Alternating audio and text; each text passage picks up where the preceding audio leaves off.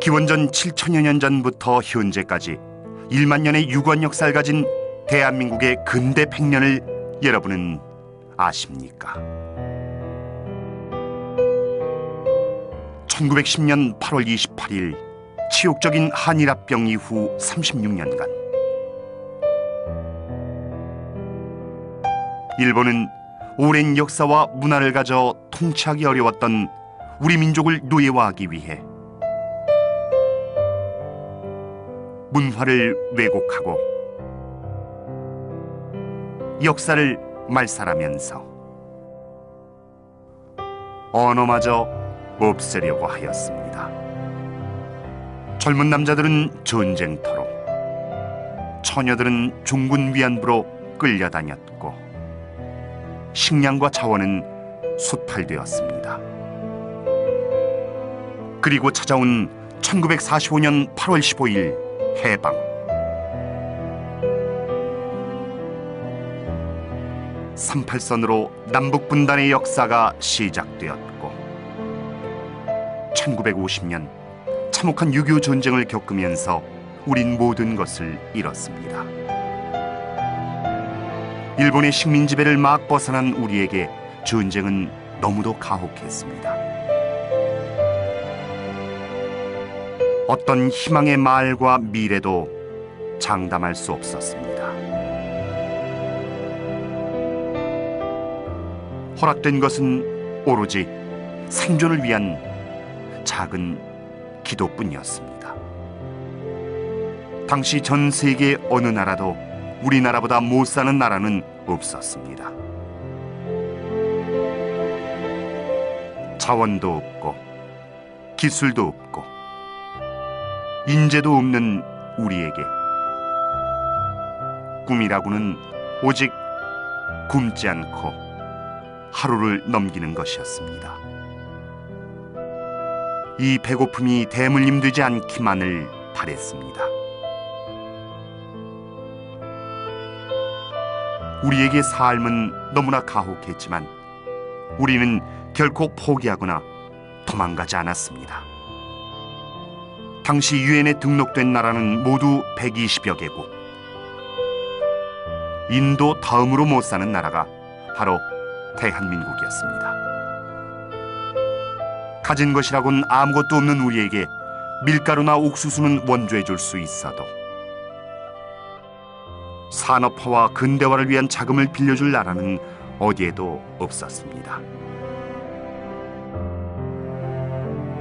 1962년 같은 분단 국가인 서독에서 서독이 필요로 하는 간호사와 광부를 보내주고 그들의 봉급을 담보로 제공하여 1억 4천만 마르크의 차관을 얻는데 겨우 성공했습니다.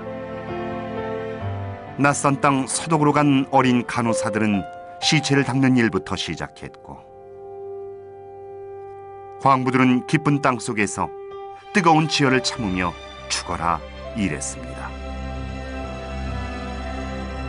당시 서독을 방문한 대통령과 고국의 대통령을 보기 위해 모인 500여 명의 광부와 50여 명의 간호사들은 연설에 앞서 애국가를 부르다 목이 메어 끝까지 노래를 부를 수 없었습니다. 대통령은 준비해간 연설 원고를 밀쳐놓고 가족이나 고향 생각에 괴로움이 많을 줄 알지만 비록 우리 생전엔 이룩하지 못한다 하더라도 후손의 번영을 위하여 터전만이라도 닦을 수 있도록 우리 열심히 일합시다. 대통령과 영부인은 연설을 마치지 못한 채 하염없이 눈물을 흘렸고 리브케 서독 대통령은 손수건을 꺼내주며 위로했습니다. 이렇게 한국의 근대화는 시작됐습니다. 1964년 월남전 파병은 한국 경제 회생의 기폭제가 되었습니다.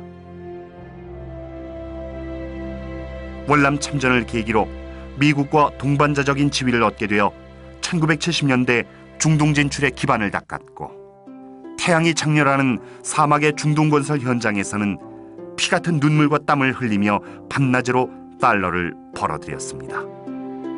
1968년 착공 당시 16년 걸린다던 경부 고속도로를 2년 5개월 만에 군대까지 동원해 개통하며 대한민국의 대동맥이 힘차게 흐르기 시작했습니다.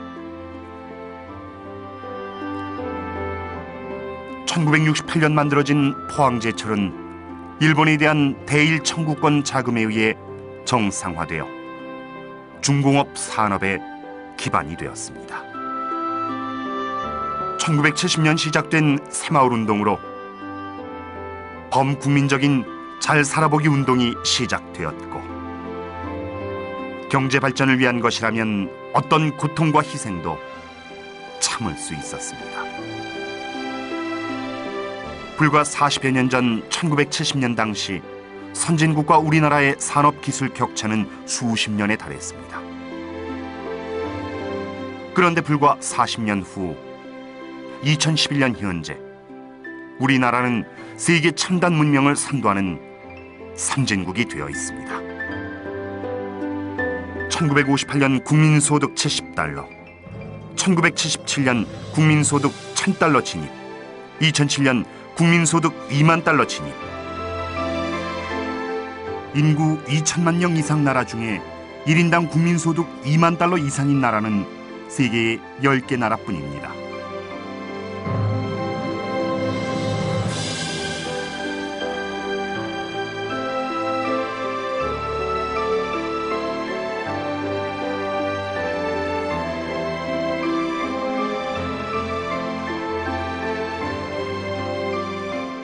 여러분, 이것이 바로 기적입니다.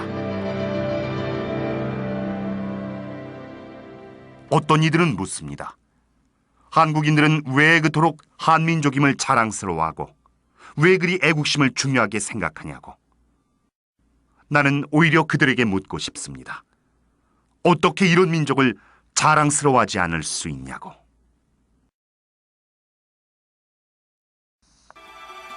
사랑하는 나의 조국, 우리의 대한민국. 이 나라는 어떻게 이런 인류 역사에 다시 없는 일을 해냈을까요?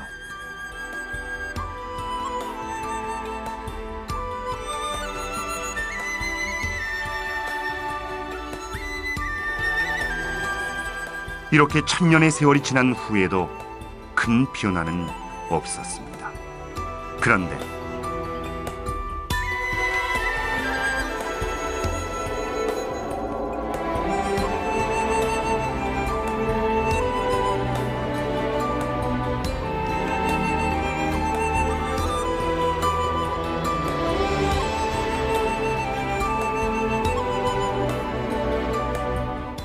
너무 달라진 세상, 너무도 빨리 달라지는 세상. 왜 그럴까요? 우리 상제님의 천지공사가 있었습니다.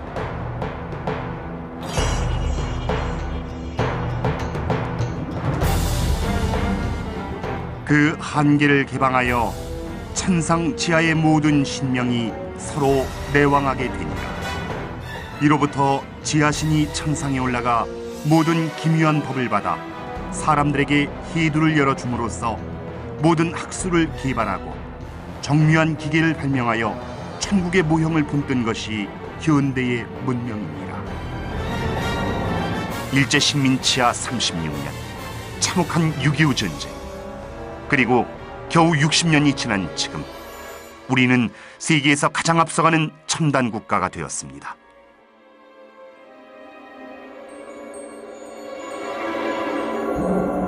여기에는 이런 이유와 아픔이 있었습니다.